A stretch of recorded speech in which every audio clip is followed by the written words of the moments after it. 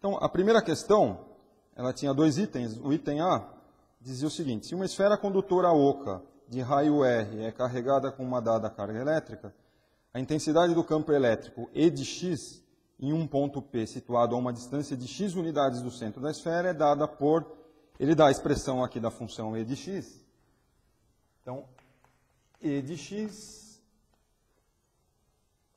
é composta por três sentenças aqui. Então, o campo elétrico vai ser zero se x estiver entre 0 e R, que seria o raio da esfera oca. O campo elétrico decai com essa função hiperbólica aqui, se x for igual ao R, e 1 sobre x quadrado se o x for maior do que R. E a questão perguntava o seguinte: a função E de x é contínua para x maior que 0? Justifique. Então, é uma questão envolvendo continuidade de função. Portanto, nós vamos partir para a definição de continuidade de uma função. Quando que uma função é contínua num determinado ponto de abscissa x0? Então, a continuidade de uma função f de x, ela está associada à equação que a gente vai colocar aqui. Uma função é contínua num ponto de abscissa x0 se satisfizer essa equação aqui.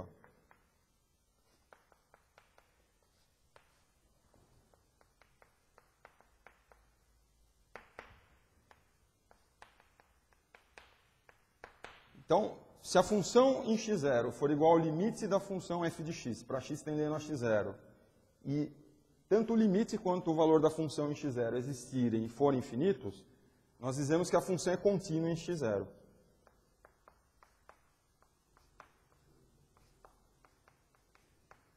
É contínua no ponto de abscissa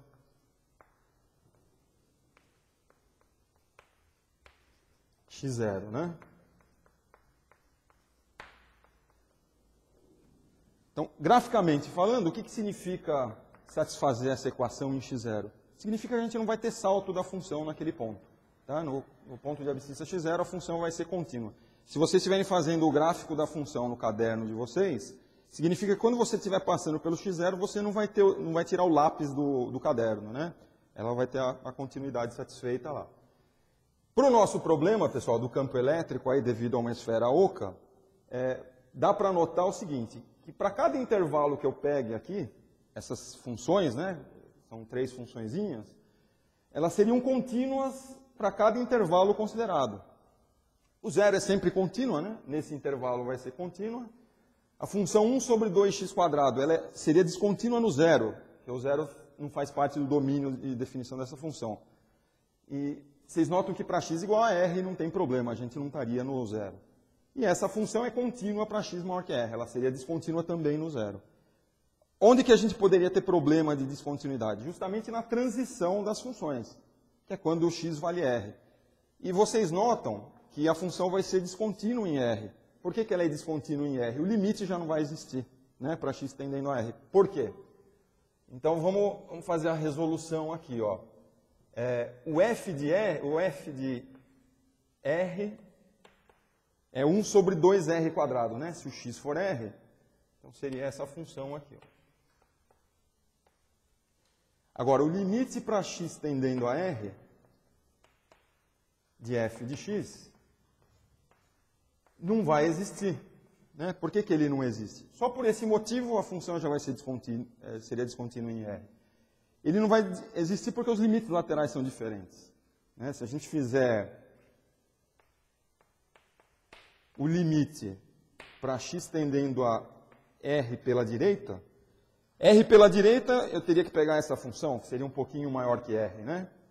Então, a função aqui seria 1 sobre x². Esse limite aqui vai dar 1 sobre r². E o limite para x tendendo a r pela esquerda, eu estaria nesse intervalo, né, pessoal? Então, a função aqui é 0. Esse limite aqui vai dar 0. Como os limites laterais são diferentes, não existe o limite para x tendendo a r, portanto, a função já seria descontínua por esse motivo. Ela seria contínua se o valor do limite para x tendendo a r fosse igual ao f de r. Tá certo? Então, são diferentes, né? Não existe, os limites laterais sendo diferentes, não vai existir o limite e, portanto, a função seria descontínua em R. Essa primeira questão, ela teria um item B. Ela tem um item B aqui também, que também está relacionado com continuidade da função. E ela diz o seguinte, então, no item B, construa uma função na forma de quociente de polinômios que tem uma assíntota de equação y igual a 2, seria uma assíntota horizontal, quando x tender a mais infinito, e uma descontinuidade removível em x igual a 2. Então, a gente tem duas condições aqui, né? Então, a primeira coisa, a função, ela vai ser um quociente de polinômios. Então, eu vou ter uma função em cima que vai ser uma função polinomial, e o denominador seria uma função polinomial também. Então, ela vai ter que satisfazer duas condições. A primeira condição é que a função tem uma assíntota horizontal y igual a 2 para x tendendo a mais infinito. Então, significa que o limite para x tendendo a mais infinito de f de x seja igual a 2. Tá? Isso aqui vai caracterizar uma assíntota horizontal. Então, define uma assíntota horizontal y igual a 2. Tá? E a segunda condição é que ela tem uma descontinuidade removível em x igual a 2. O que é uma descontinuidade removível? É um salto na função, né, em x igual a 2, que pode ser retirado, né, pode ser eliminado, com um ponto. Se a gente colocar um ponto naquela posição para eliminar essa descontinuidade, a gente diz que a descontinuidade seria removida, né? Então, é o que a gente define como descontinuidade removível. O que precisa acontecer? Se eu tenho uma função quociente de polinômios, o que precisaria acontecer para ter uma descontinuidade removível em x igual a 2? Primeiro, a gente, no domínio da função, eu vou ter que eliminar o 2 da jogada. Então, no domínio, o 2 não vai poder entrar. Para ela ser removível, quando eu fizer o limite dessa função para x tendendo a 2, ele vai precisar ser indeterminado para a gente poder eliminar a indeterminação, resolver essa indeterminação e obter um valor que poderia ser substituído por um ponto. Então, pessoal, por exemplo, né, a gente tem várias possibilidades para resolver esse tipo de problema e satisfazer essas duas condições. Podia pensar na primeira condição, né, inicialmente. Então, eu vou colocar uma sugestão de solução aqui, né?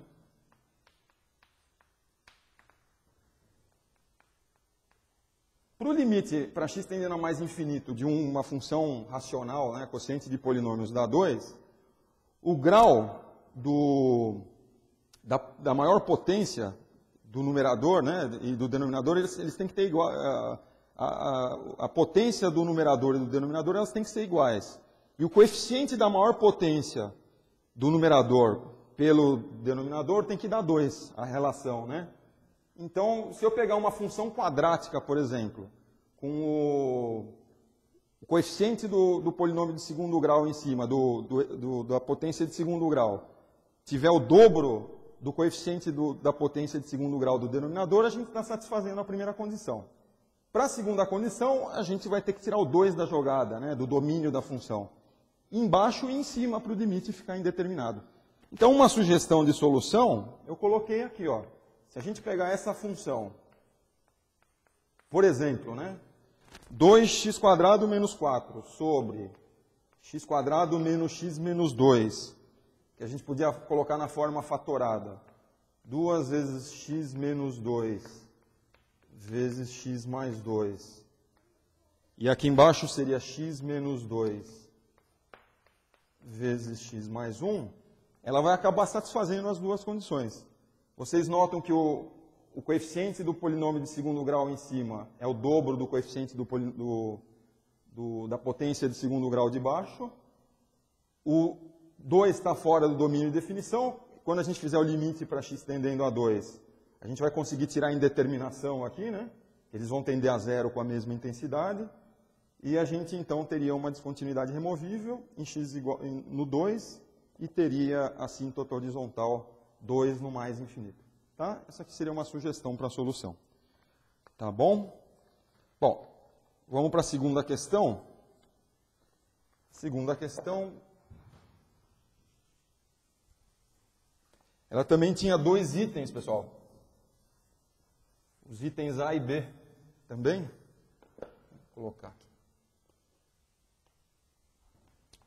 Então, dizia o seguinte.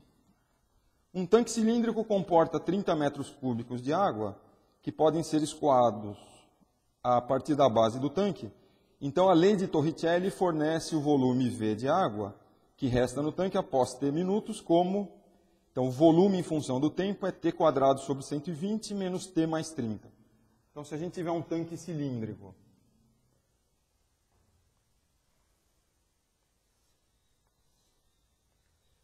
e com água, né? Um determinado instante aí, essa água pode ser escoada a partir da base desse tanque. E o volume de água que resta em função do tempo, né, no tanque, ele é obtido através da equação de Torricelli. Pela lei de Torricelli é dado por T quadrado sobre 120 menos T mais 30 metros cúbicos aqui, ó. Então o volume varia com o tempo de acordo com essa equação. E ele pediu o seguinte, no item A, determine o instante ou os instantes em que não resta mais água no interior do tanque. Então basta fazer o volume igual a zero, né? Então, o instante em que não resta mais água é quando o volume se anula lá. Então, no item A, a resolução aqui é simples. Eu vou fazer o volume igual a zero. A gente vai cair numa equaçãozinha do segundo grau. Vai ficar T quadrado sobre 120 menos T mais 30 igual a zero. Como eu estou querendo achar as raízes dessa função, né? Estou querendo resolver essa equação. Podia fazer de várias formas, né? Acho um jeito mais prático aqui, se eu multiplicar tudo por 120, vai ficar T quadrado menos 120T mais 3.600 igual a zero. Dá para notar que isso aqui é T menos 60 ao quadrado, né? Para facilitar. Então, T menos 60 ao quadrado igual a zero. E a gente obtém o tempo 60 minutos para esse tanque estar vazio, né? Para escoar toda a água que resta no tanque. Então, a resposta está aí, ó. Depois de 1 hora, não resta mais água no interior do tanque. Se a gente fizesse um gráfico aqui do volume em função do tempo, então, o volume aqui em metros cúbicos e o tempo aqui em minutos,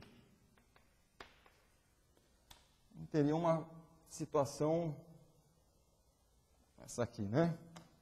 Então, no instante inicial, a gente tem 30 metros cúbicos, né? Que seria o valor com o tanque cheio de água.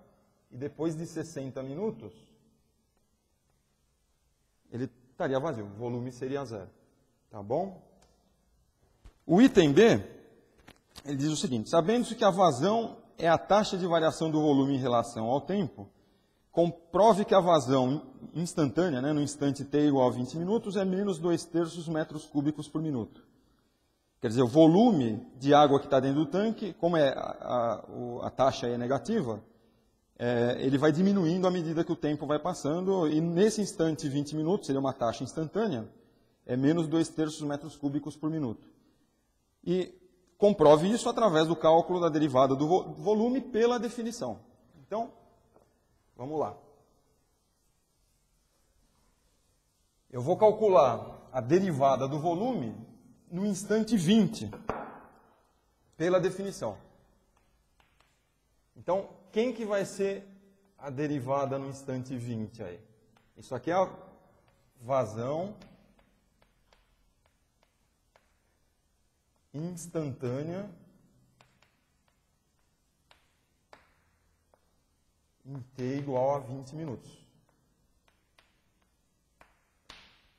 Então vai ser o limite t tendendo a 20. Eu vou fazer pela primeira definição da derivada no ponto, mas podia fazer pela segunda definição. Vou usar a primeira definição. Então é v de t menos v de 20 sobre t menos 20. Tá? A gente está pegando a taxa instantânea de variação aí. Então isso aqui vai ficar limite t tendendo a 20. O v de t é a expressão do volume lá, é t quadrado sobre 120 menos t mais 30 menos o v de 20. Se vocês calcularem o volume para t igual a 20, vai dar 40 terços, pessoal. Eu já vou colocar o resultado aqui, ó. Esse aqui seria o v de 20. É o volume no instante 20 minutos. Isso aqui sobre t menos 20. Como toda derivada, como toda taxa instantânea de variação, esse limite é indeterminado na forma 0 sobre 0. A gente tem uma indeterminação aqui, do tipo 0 sobre 0. Como é que a gente vai tirar essa indeterminação? Pessoal, com certeza, a gente vai ter um fator t menos 20 no numerador. Né? Se para t tendendo a 20 o numerador está dando 0, com certeza eu vou ter um fator t menos 20 no numerador. Eu já vou colocar aqui, acho simplificado em cima, né? Eu já fiz o desenvolvimento. Então isso aqui vai ficar limite t tendendo a 20. Eu fiz o seguinte, ó, eu já multipliquei aqui por 120, 30 menos 40 terços. Então aqui daria 90 terços menos 40 terços, daria 50 terços, né? E eu já multipliquei tudo por 120, vai ficar t quadrado menos 120 vezes t mais 2.000. E o 120, que era o mínimo, ele vem aqui para baixo multiplicando o t menos 20. Tá? Eu só dei uma simplificada na expressão, para ficar mais fácil de a gente enxergar as faturações aqui. Bom, embaixo está fatorado, já em cima, como eu havia dito anteriormente, a gente com certeza vai ter um fator t menos 20, né? Que para t tendendo a 20 vai dar 0. E vai ficar vezes t menos 100, né? Tá o outro fator aqui. T menos 100. Embaixo 120 vezes t menos 20. A partir desse momento, nós conseguimos aqui tirar a indeterminação desse limite. Eles tendem a 0 com a mesma intensidade aqui, né? T menos 20. Então, para t tendendo a 20, aqui vai ficar 20 menos 100, vai dar menos 80, dividido por 120. Se a gente dividir por 40, isso aqui, né, em cima e embaixo, menos 2 terços metros cúbicos por minuto. Tá? Então a taxa é negativa, porque a água está sendo escoada, né? Então o volume de água que está dentro do tanque está diminuindo com o tempo. Tá?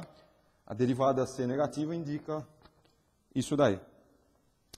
Então, o item B resolvido da segunda questão. Bom, a terceira questão é uma questão que envolve cálculo de limites. 2 itens também. Ele deixava claro no enunciado da questão que era para não utilizar a regra de L'Hopital. Vamos dar uma olhada aqui, os 2 itens.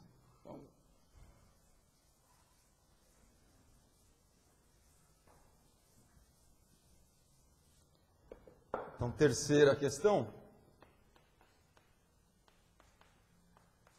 No item A, era para calcular esse limite aqui, ó, limite x tendendo a 1,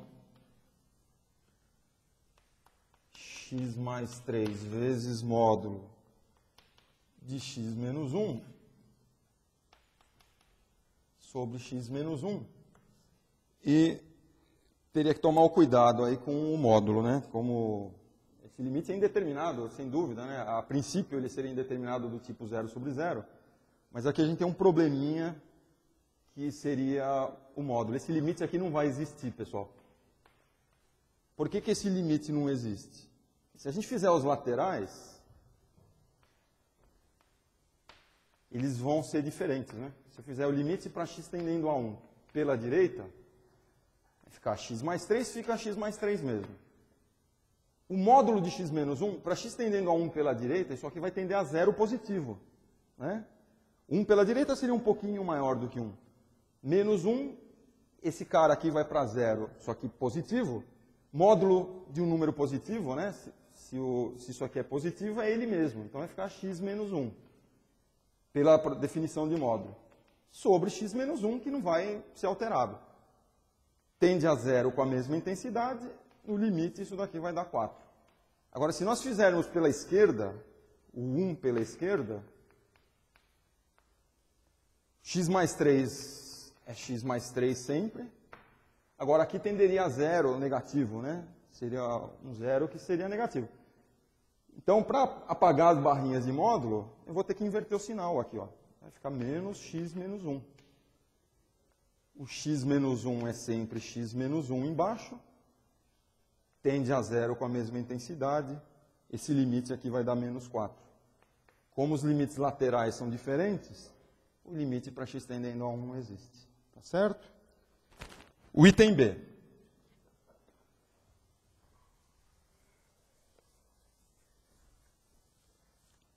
Que também não vai existir. Ele diz o seguinte aqui, ó, pede para a gente calcular o limite para x tendendo a 2. A função é raiz de x quadrado menos 1 menos raiz de 3 sobre x menos 2 ao quadrado. Pessoal, por que esse limite também não vai existir? A princípio, esse limite é indeterminado. Né? Para x tendendo a 2, vai ficar raiz de 3 menos raiz... Isso aqui vai tender a raiz de 3 menos raiz de 3 vai tender a 0. E embaixo também, né? Isso aqui tende a 2 menos 2 ao quadrado vai tender a 0 indeterminado. Como é que a gente poderia fazer para tirar essa indeterminação? Seria interessante aqui se a gente tivesse x quadrado menos 1 menos 3, que daria x quadrado menos 4, e x quadrado menos 4 a gente fatora, vai dar o x menos 2 aí, para eliminar essa indeterminação.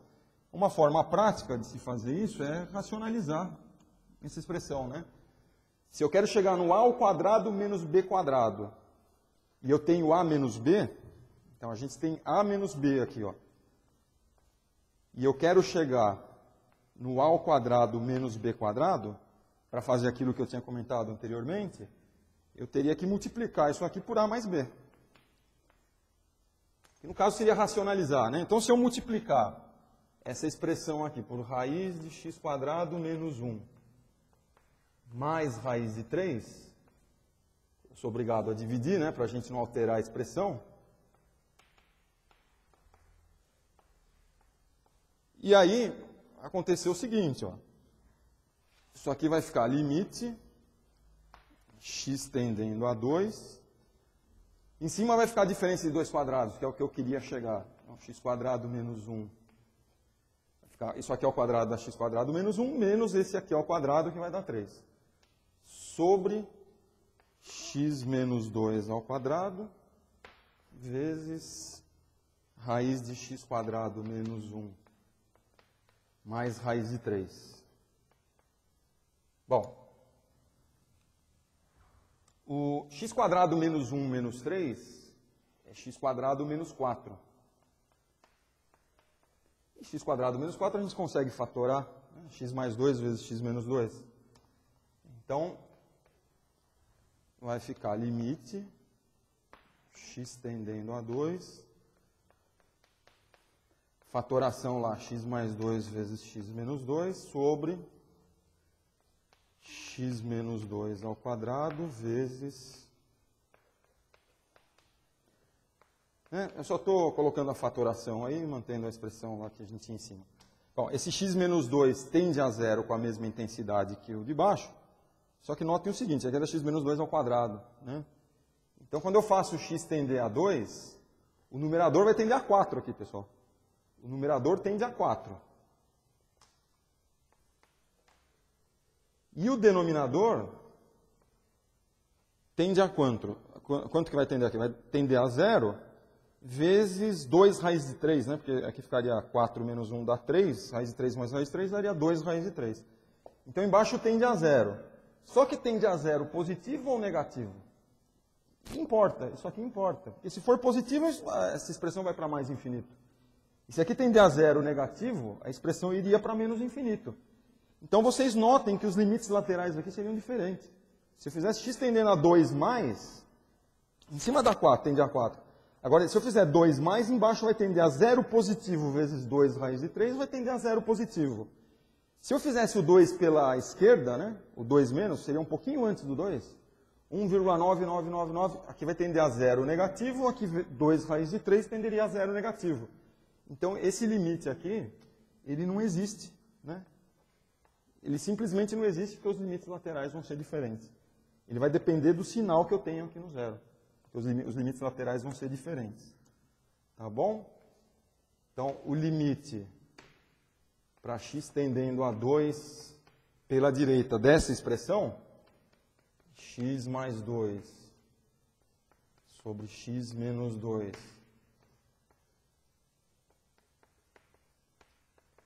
mais raiz de 3, esse limite aqui vai dar mais infinito. E o limite x tendendo a 2 pela esquerda dessa mesma expressão vai dar menos infinito.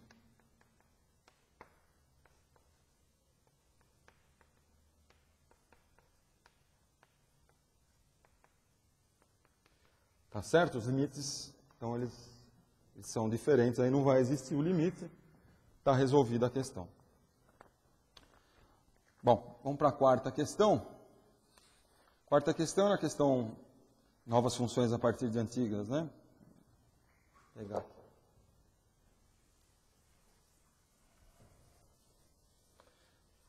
Ele dava o gráfico da função seno e dava o gráfico de uma função transformada a partir do seno. Então, era o seguinte aqui, ó.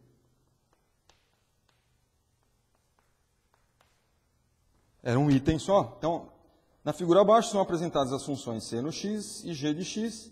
Sabe-se que a função g de x é uma função obtida por meio de transformações sucessivas da função f de x. Escreva a equação de g de x em termos da função f de x. Então é o seguinte, a gente era fornecido aqui o gráfico do seno e de uma função transformada. Vou tentar fazer aqui.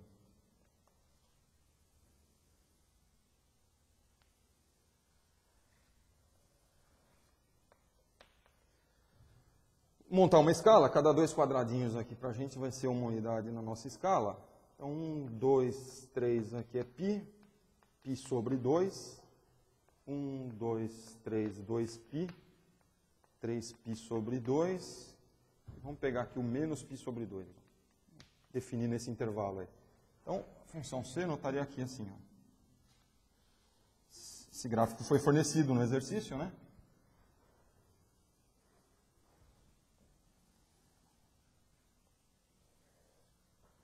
Essa daqui é a função f de x, que é a função seno. E era fornecido o gráfico de uma outra função aqui, ó. 2, 3, 4, 5. Uma função que ficava limitada entre 1 e 5. Então, o 3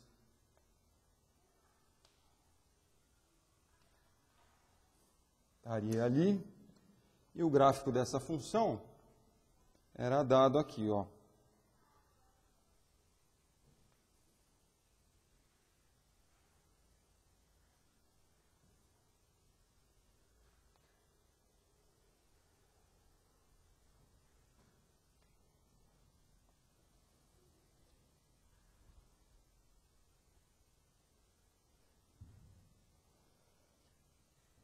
E assim por diante. Esse daí era o gráfico que era fornecido.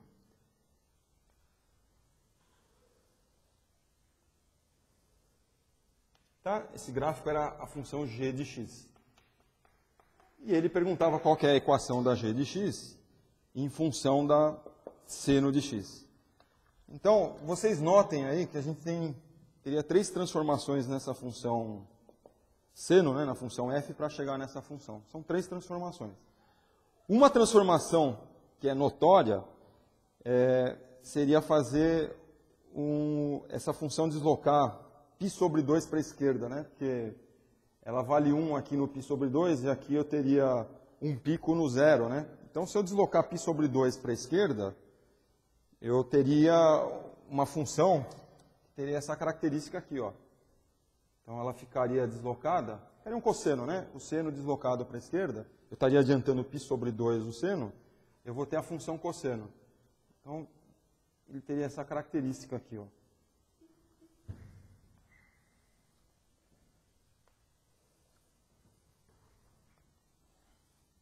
Essa função que eu acabei de desenhar é a função cosseno, que é equivalente, eu vou chamar de y1 aqui, ao seno de x menos x mais π sobre 2, né? Desculpa. É x mais π sobre 2. Se eu pegar o seno e deslocar π sobre 2 para a esquerda, eu teria isso daí. Aí, o que acontece com a outra função? Vocês notem que a gente tem uma mudança na escala da ordenada, né? E ela está dobrada a escala aí, né? Ela está dobrada. Aqui está é como se o eixo estivesse no 3, ela tem uma amplitude dobrada. Como é que a gente dobra a amplitude dessa função que está em verde? Para dobrar isso daí, a gente teria essa função aqui, né?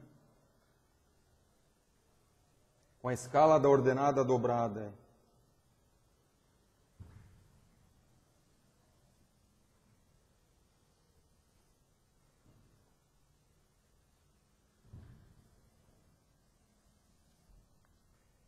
Essa aqui seria a função que eu tinha feito em verde, multiplicado por 2. Então, essa função que a gente acabou de fazer é 2 vezes a verde.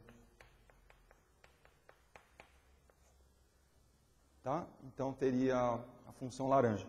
Aqui a escala vai modificar, né? 2 menos 2 aqui, ó.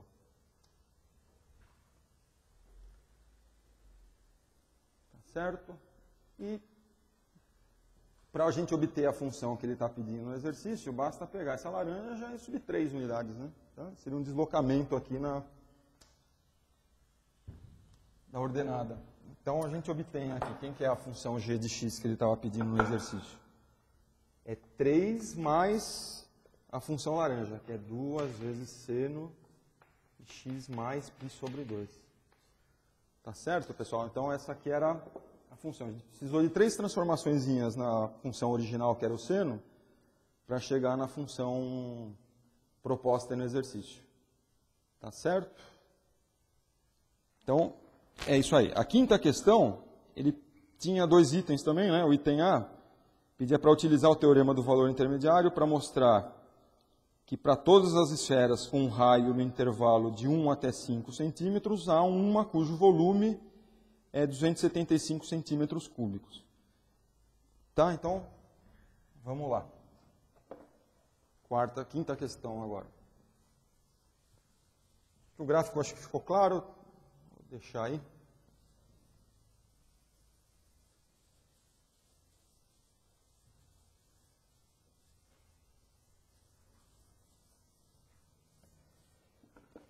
Então, na quinta questão,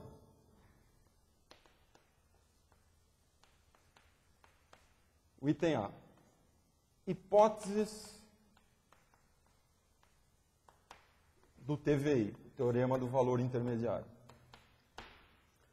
Então, a primeira hipótese aqui, ele está falando do volume, né, do esfera. Então, o volume em função do raio, 4/3 de πr ao cubo, função contínua. Sempre contínua, né? Para qualquer raio aqui, essa função é contínua. De 1 até 5 centímetros, também, né? Vamos colocar aqui, ó.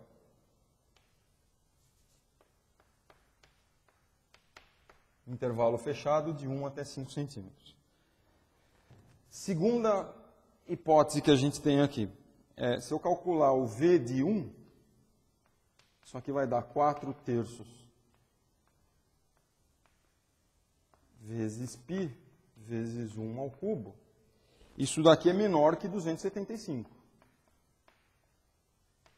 Tá? Quem quiser, vai dar 4/3 de π, né? Menor que 275. Para a gente, o valor que interessa é o 275. Terceira hipótese, o valor da função no extremo final é 5, vai dar 4/3 π vezes 5 ao cubo, que é maior que 275. Qual que é a conclusão, pessoal, que a gente tira? Está satisfazendo as hipóteses do TVI. Então, a conclusão é que existe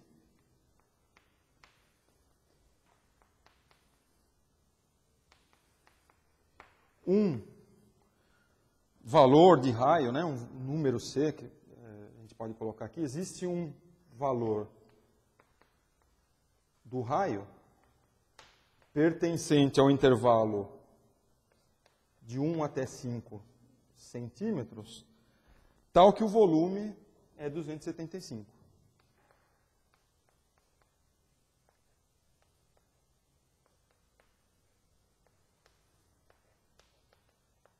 Ele não pediu o valor do raio que acontece isso, ele só pediu para comprovar que o volume daria 275 centímetros cúbicos. Então, graficamente, né, se a gente fizer uma análise gráfica, ó, teria a seguinte situação aqui, o volume em função do raio. Aqui, vou fazer fora de escala, 2, 3, 4, 5, vai colocar uma escala linear aí. Então, o volume no instante 1, vamos supor que o 275 esteja nessa faixa aqui, ó. O volume no instante, para o raio 1, ele é menor que 275. E para o raio 5, ele é maior que 275. Como a função é contínua, né, ela não vai ter descontinuidade, necessariamente deve ter algum valor. Eu não sei, o gráfico seria o gráfico de uma função cúbica lá, né? Mas não precisa fazer aqui com precisão, é só para ter ideia aqui, né? Deve ter um determinado valor de R, né? Sei lá, podia chamar um R específico aqui, ó, um RC, em que o volume vai dar 275. Tá certo? E o item B, que é o último item da prova, ele dizia o seguinte, ó, estude o comportamento das funções f de x é 1 sobre x ao cubo, g de x é 1 sobre x à quarta, nas proximidades, nas vizinhanças de x igual a zero, através do cálculo dos limites, aí 1 sobre x, o limite para x tendendo a zero de 1 sobre x ao cubo, e o limite de 1 sobre x à quarta para x tendendo a zero. Então, no item B,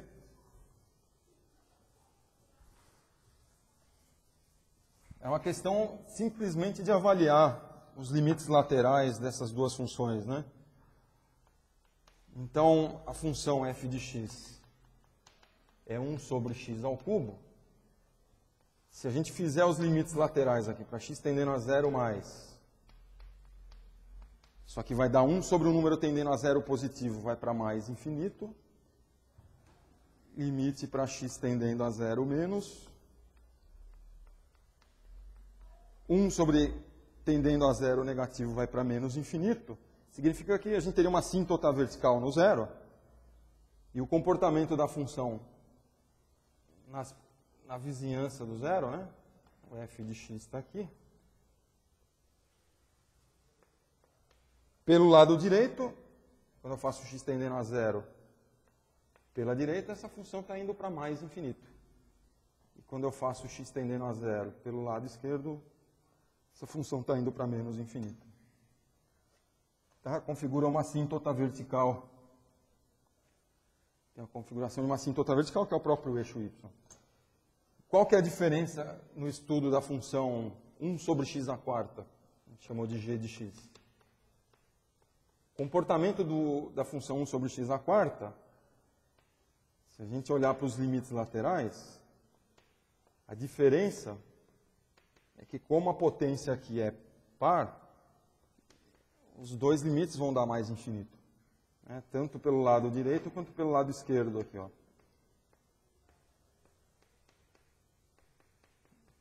Então, a gente também teria uma assíntota vertical no zero, com a única diferença que, graficamente, ela iria para mais infinito dos dois lados, né? Então, se a gente fizer o gráfico da função g de x, o comportamento dela nas vizinhanças do...